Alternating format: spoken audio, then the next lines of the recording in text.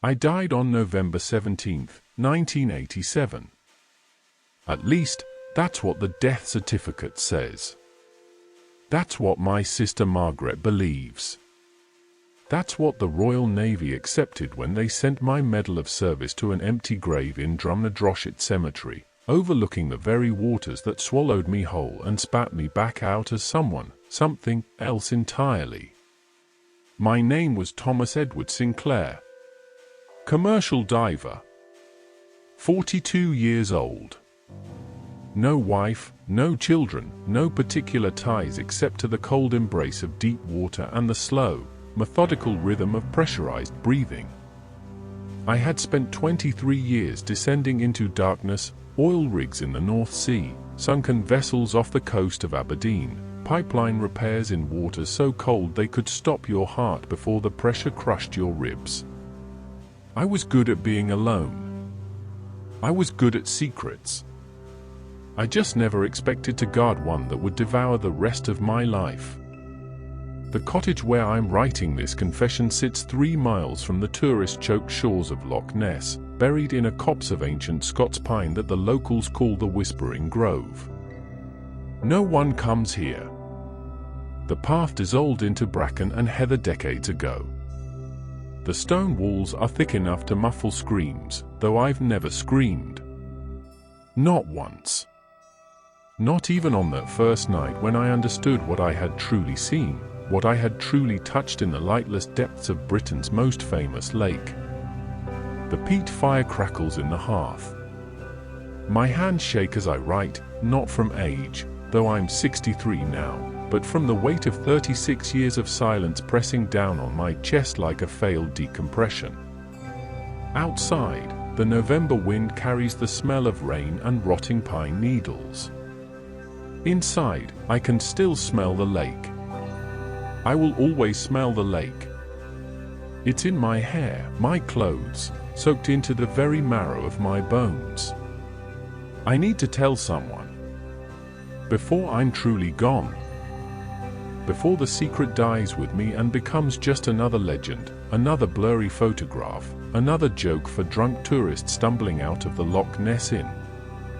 This is not a legend. This is not a hoax. This is my confession.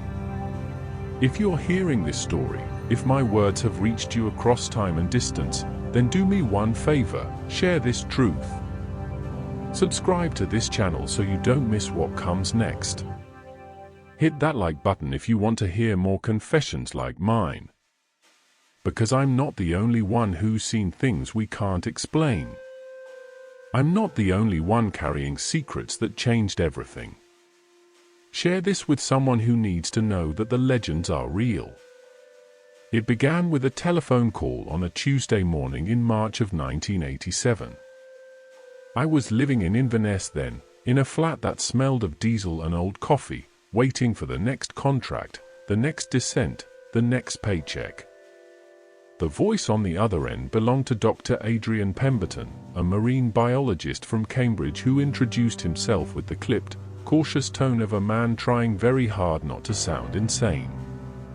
Mr. Sinclair, I understand you have experience with deep freshwater diving. Extended bottom time. Low visibility conditions. I did. I told him so. I need someone who can operate alone. Someone discreet. Someone who won't ask questions or run to the tabloids with unusual findings. The pause before unusual findings lasted just long enough for me to understand what he was really asking. I should have hung up. I should have laughed and gone back to my cold coffee and the want I'd circled in red pen. Instead, I asked him what the pay was. 3 weeks later, I was standing on a listing wooden dock on the southwestern shore of Loch Ness, staring at a research vessel that looked like it had survived 2 world wars and a biblical flood. The Caledonia's promise was a 40-foot rust bucket fitted with sonar equipment that Dr. Pemberton treated with the reverence most men reserve for newborn children. We've had 3 separate readings in the past 6 months, he told me, spreading topographical maps across a folding table that wobbled with each gust of wind. Deep water. Between 200 and 240 meters. Moving. Organic. Large. I studied the contour lines, the depth readings, the small red X marks where the sonar had registered something. The loch is long and narrow, carved by glacier that retreated 12,000 years ago and left behind a trench of frigid, peat-stained water that never gives up its dead. 700 feet deep in places. 23 miles long. Cold enough to preserve a body indefinitely. You want me to go down there and look for a plesiosaur, I said. Pemberton's jaw tightened. I want you to go down there and document what the sonar is showing us. I want photographic evidence.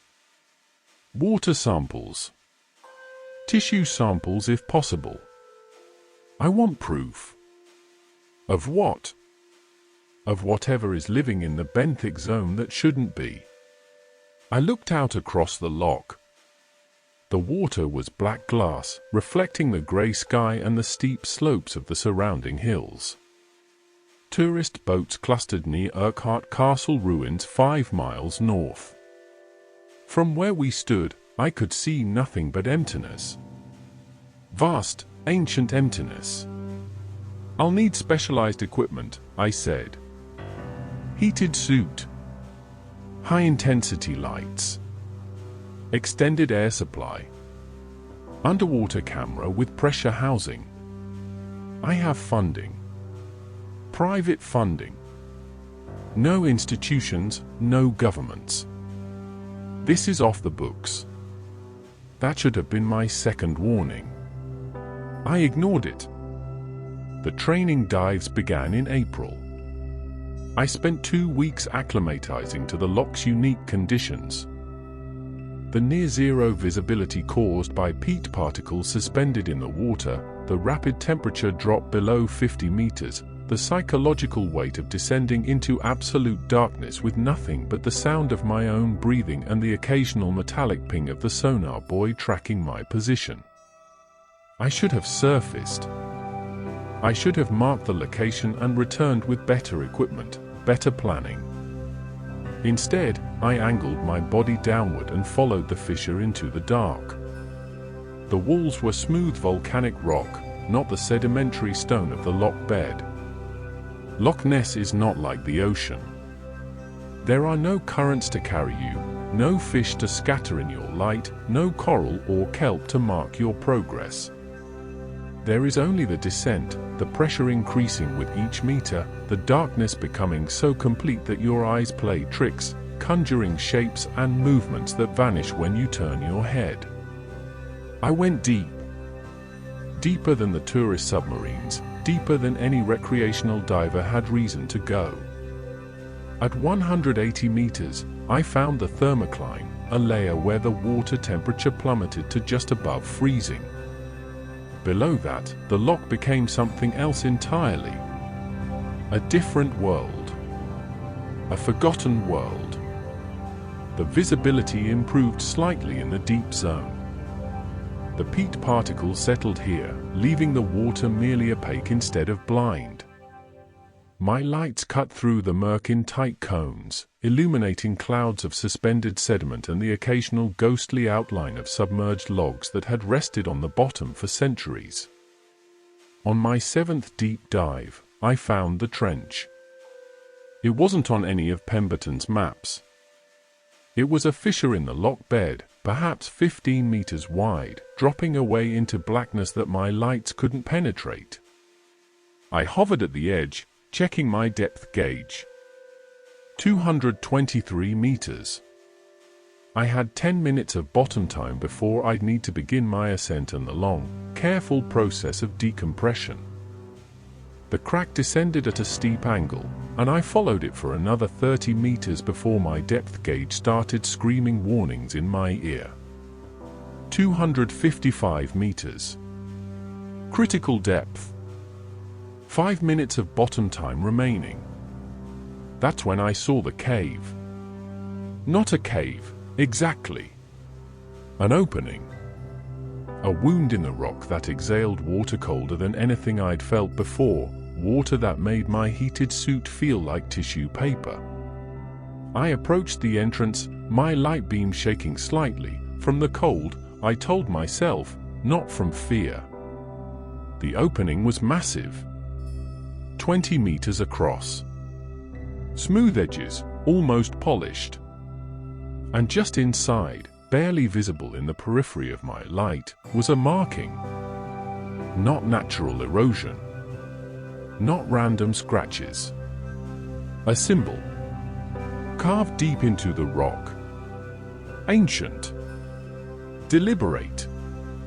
I took 3 photographs before my air alarm started shrieking and the cold began seeping through my suit in earnest, making my fingers clumsy and my thoughts slow.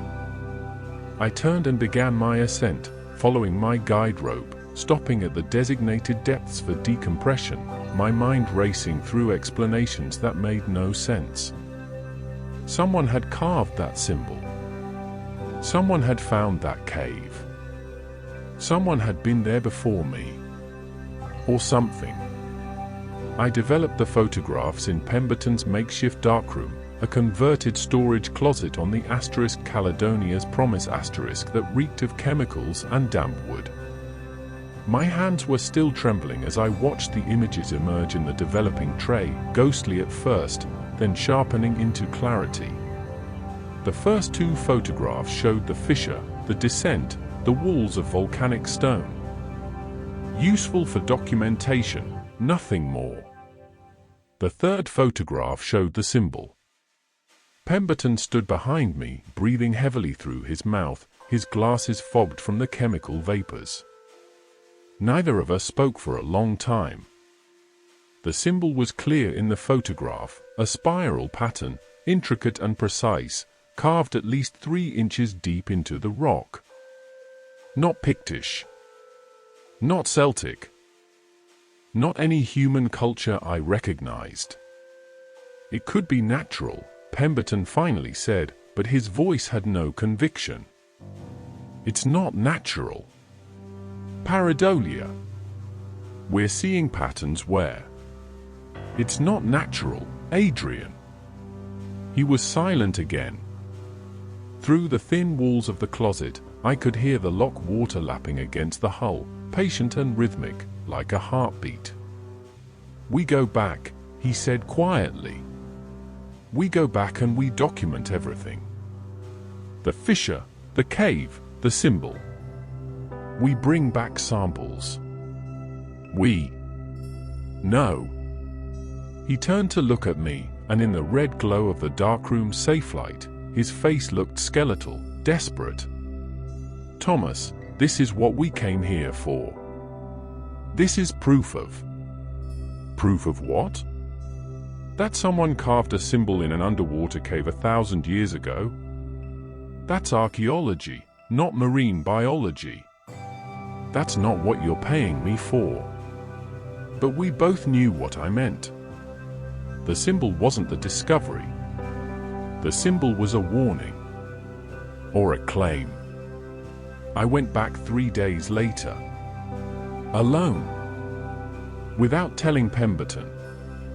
I descended in the early morning, when the loch was still wrapped in fog and the tourist boats hadn't yet begun their circuits. The water temperature at the surface was 11 degrees Celsius. By the time I reached 100 meters, it had dropped to 6. By 200 meters, it was 3 degrees, cold enough to kill in minutes without protection. I found the fissure again easily. I'd memorized the landmarks, such as they were, a cluster of submerged boulders at 170 meters, a fallen tree trunk at 200, its branches still reaching upward like frozen fingers.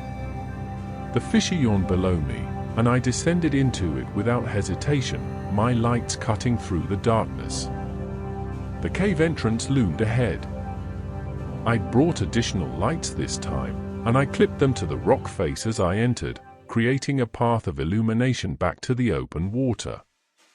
The cave was larger than I'd realized on my first visit, not a cave at all, really, but a tunnel. It curved gently downward, the walls still showing that impossible smoothness, that sense of deliberate construction. I followed it for 40 meters before the tunnel opened into a chamber. The chamber was vast. My lights couldn't find the far walls. The water here was different, clearer, colder, moving with a subtle current that suggested connection to some deeper system of underground passages. The floor was smooth stone, and scattered across it were more symbols. Dozens of them. Spirals and circles and patterns that hurt to look at, that seemed to shift and writhe in the peripheral vision. I was breathing too fast. My air consumption was spiking.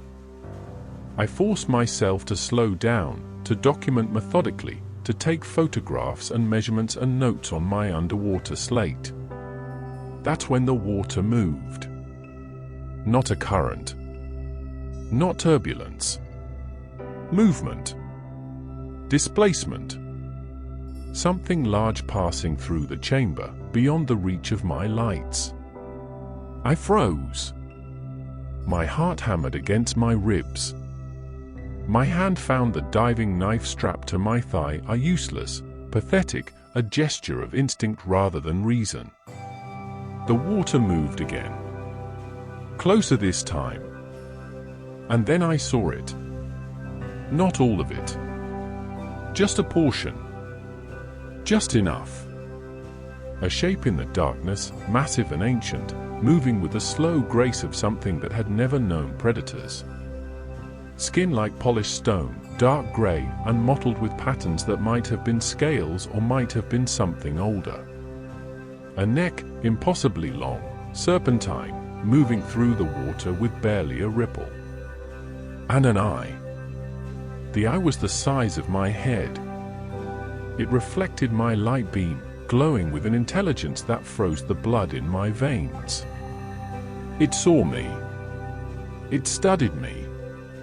It understood exactly what I was and what I had done by coming here. The creature moved closer.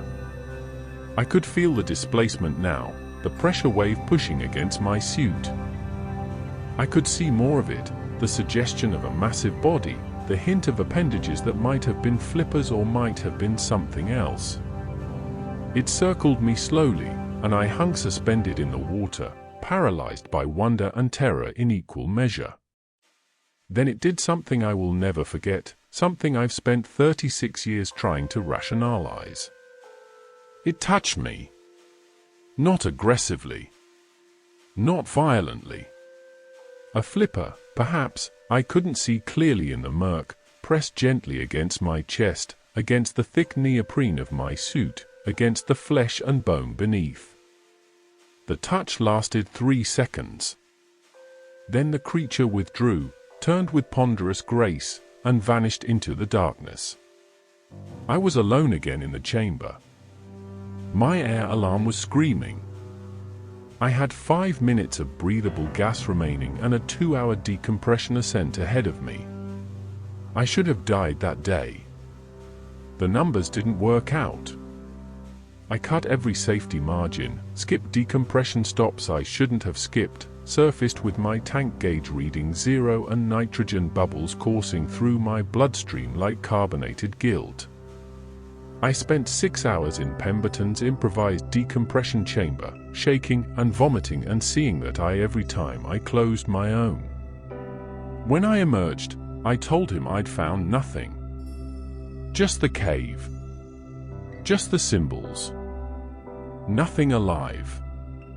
I lied. I couldn't stop going back.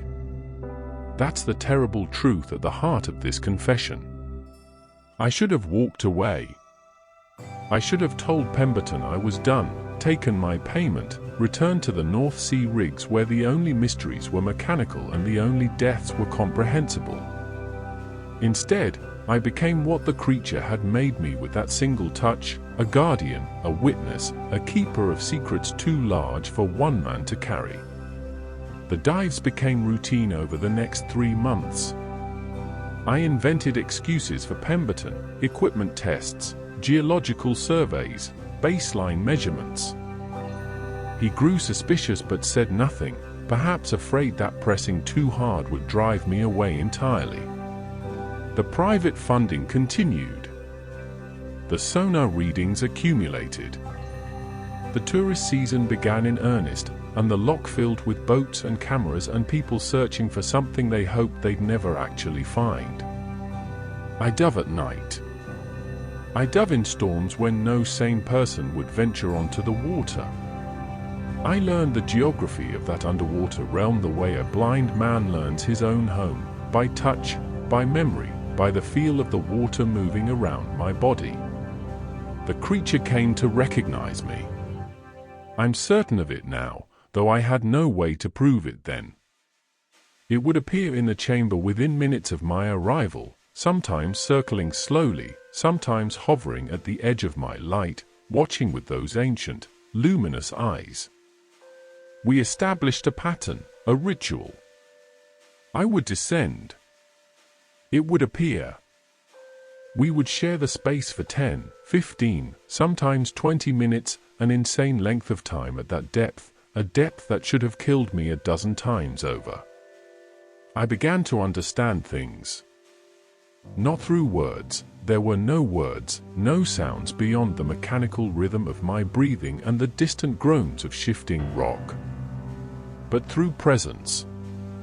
Through the way the creature moved, the way it oriented its body, the way it would sometimes lead me deeper into the cave system, showing me passages and chambers I would never have found on my own. Before I tell you what it showed me next, I need you to understand something. This story gets darker. Much darker. If you're still listening, if you haven't turned away yet, then subscribe now. Because what comes next will change how you see everything. Hit that like button if you're ready for the truth, no matter how heavy it gets. In June, it showed me the nest. Not a nest in any biological sense I understood, but a place. A sanctum. A chamber deeper and colder than any other, where the walls were carved with symbols so dense and intricate they seemed to move in the light, seemed to tell a story I lacked the language to read. And in the center of that chamber, resting on a raised platform of stone, were 3 objects. Eggs, I thought at first. But they weren't organic. They were metallic, crystalline, something between the two. Each one roughly a meter long, covered in a patina of mineral deposits but still gleaming underneath. Ancient beyond measuring. Precious beyond imagining. The creature positioned itself between me and the objects, not threateningly, but protectively. The message was clear: look, but do not touch. Witness, but do not take. I took no photographs that day. Some things, I was learning, were not meant to be documented. Margaret called in July. My sister, 8 years younger, married to a solicitor in Edinburgh, mother of 2 children I barely knew. Her voice on the telephone was bright with forced cheerfulness, the tone she always used when she was worried about me. "Tommy, when are you coming to visit? The boys keep asking about Uncle Thomas and his diving stories." "Soon," I lied. "I'm finishing a contract up north. Should be done by autumn." "You always say that. You've missed 2 Christmases now.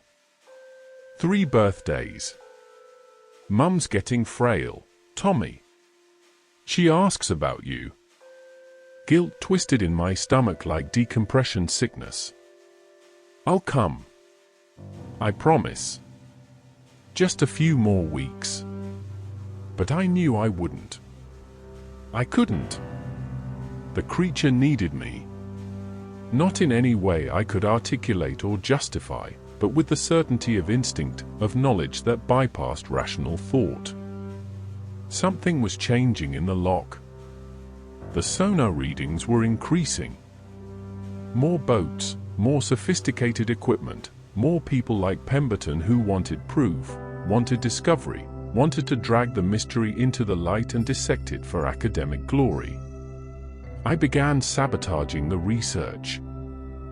Nothing obvious. Nothing Pemberton could trace back to me. A corrupted data file here. A malfunctioning sonar transducer there. Equipment failures that looked like bad luck or poor maintenance. I fed him false coordinates, led him to empty stretches of water, kept him circling the loch while the real discovery remained hidden beneath 250 meters of cold, dark water. He fired me in August. "You're holding something back," he said, standing on the dock with his arms crossed, his face grey with exhaustion and frustration. "I know you are. You've seen something down there.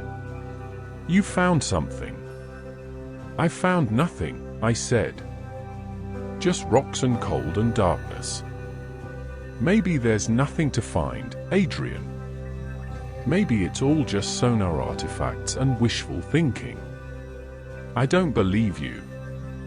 I don't care what you believe. You want someone else to dive your coordinates, go ahead. Pay someone else to freeze their bollocks off for your obsession." He hired someone else within a week. A younger diver, more ambitious, less scarred by decades of seeing what deep water could do to human tissue. I learned his name from the bartender at the Loch Ness Inn, David Garrett, 28, ex-Royal Navy, engaged to be married. I knew what I had to do. I staged the accident on a Tuesday morning in October. The kind of grey, miserable day when the loch looked like molten lead and the tourists stayed in their hotels, nursing cups of tea and wondering why they'd come to Scotland in the off-season. Garrett was making a deep dive to the coordinates I'd secretly fed Pemberton, false coordinates, far from the fissure, but deep enough to be dangerous. I watched from shore as the Caledonia's Promise anchored over the site. I watched Garrett gear up, check his equipment, exchange a few words with Pemberton. Then I watched him descend, the surface bubbles marking his progress until they faded and he was alone in the dark. I was already in the water.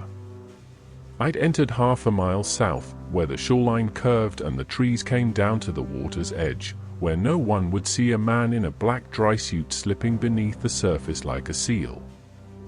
I intercepted Garrett at 190 meters. He never saw me coming. I approached from behind and below, invisible in the murk, and cut his air hose with a single slash of my diving knife.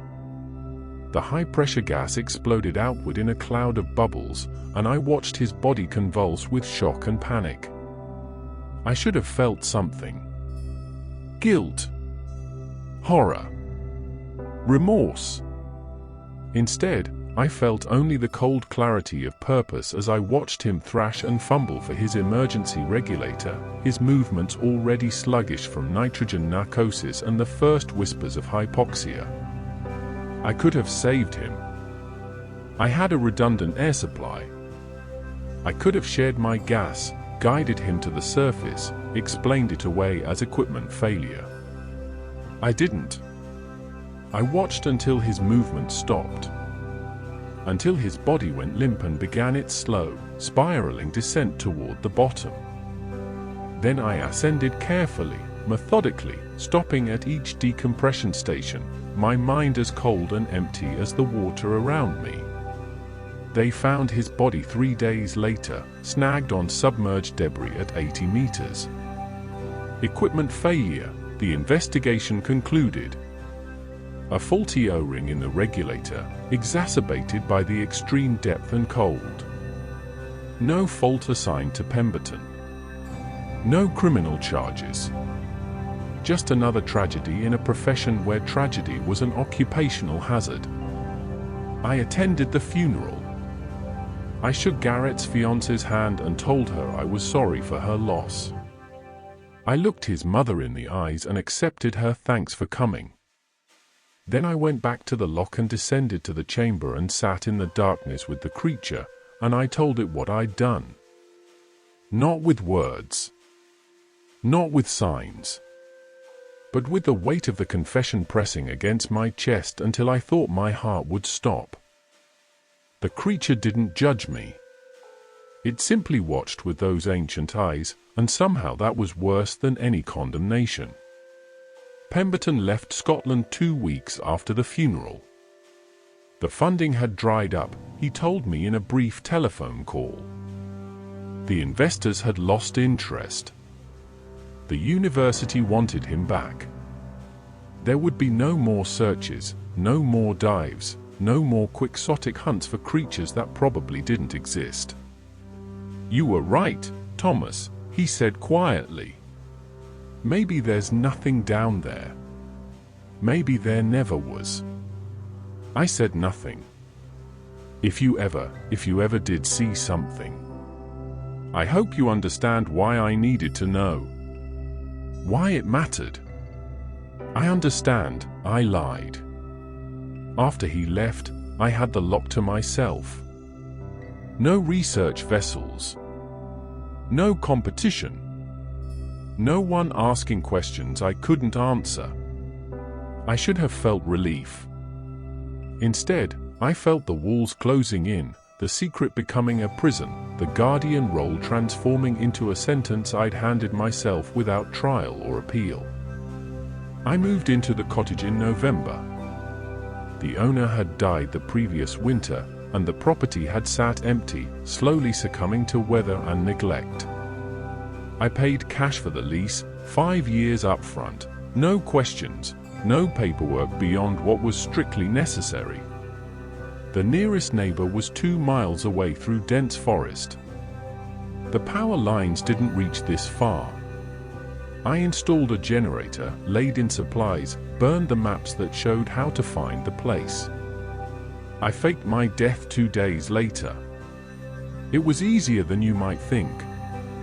The loch had claimed enough lives over the centuries that one more barely registered.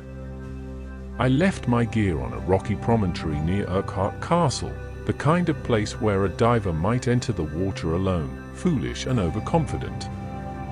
I left a note in my flat, vague, melancholic, the kind of note that would make sense in retrospect when they found my equipment but not my body.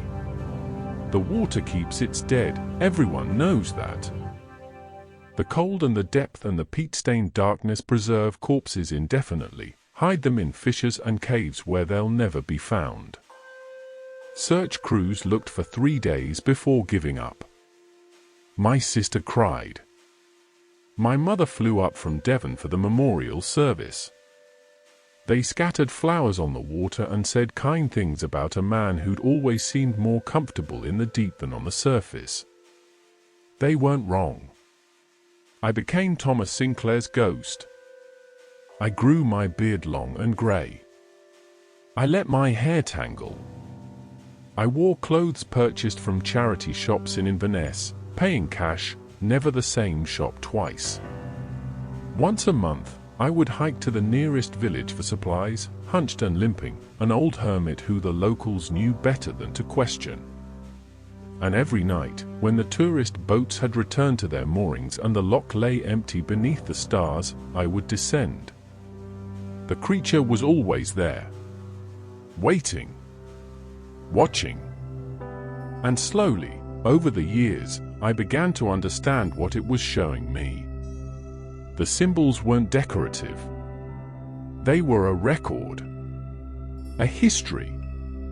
The story of something that had lived in these waters for longer than human memory, longer than human civilization, longer than humans themselves. The eggs, if that's what they were, never changed. Never hatched. Never deteriorated. They simply existed, patient and eternal, waiting for something I couldn't comprehend. And the creature aged. Slowly, imperceptibly at first, but I noticed. The eyes grew dimmer. The movements became more labored. The skin developed patches of pale discoloration that spread like frost across stone. It was dying. And there was nothing I could do to stop it. That brings me to tonight. November 17th, 2024. 37 years to the day since I died, since I made the choice that severed me from everything I had been and everything I might have become. The creature passed into death 6 weeks ago. I was with it at the end. I held my hand against its massive flank and felt the final tremors pass through its ancient body. The eyes, those impossibly intelligent eyes, looked at me one last time with something that might have been gratitude or might have been forgiveness or might have been nothing more than the dimming of neurons firing their last. Then it was still. I don't know how long it had lived. Centuries, certainly. Millennia, perhaps. Long enough to carve those symbols, to create that chamber, to guard those crystalline objects that may have been children or may have been something else entirely, something I lack the wisdom or knowledge to understand. I tried to move the body, to hide it in one of the deeper passages where it would never be found.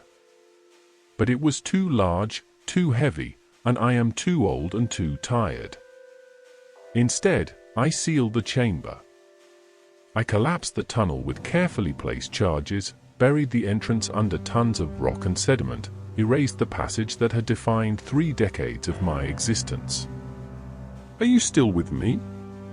After everything I've confessed, the murder, the lies, the decades of deception, are you still listening? Then you understand what I've been trying to tell you. The world is stranger than they want you to believe. There are mysteries in the deep places, and some of us pay everything to protect them. Subscribe if you believe me. Like this video if you think some secrets are worth keeping. Share this with someone who's ready to question everything they thought they knew. The objects remain, entombed with their guardian. Perhaps they'll wait there until the end of time. Perhaps they'll be discovered by some future generation that has the wisdom we lack. Perhaps they'll simply become stone themselves, compressed by millennia of pressure until they're indistinguishable from the bedrock. I don't know. I'll never know. My heart is failing. The doctors in Inverness, when I finally let them examine me under a false name, gave me 6 months. That was 8 months ago. The pain is constant now, a pressure in my chest that feels like being 250 meters down with no way to surface. I'm writing this confession not because I want forgiveness. I killed a man, after all, and no amount of rationalization can absolve that, but because someone needs to know that it was real. That the legend had truth at its core. That something ancient and beautiful and utterly alien lived in these waters, and I was privileged to know it, and cursed to watch it die.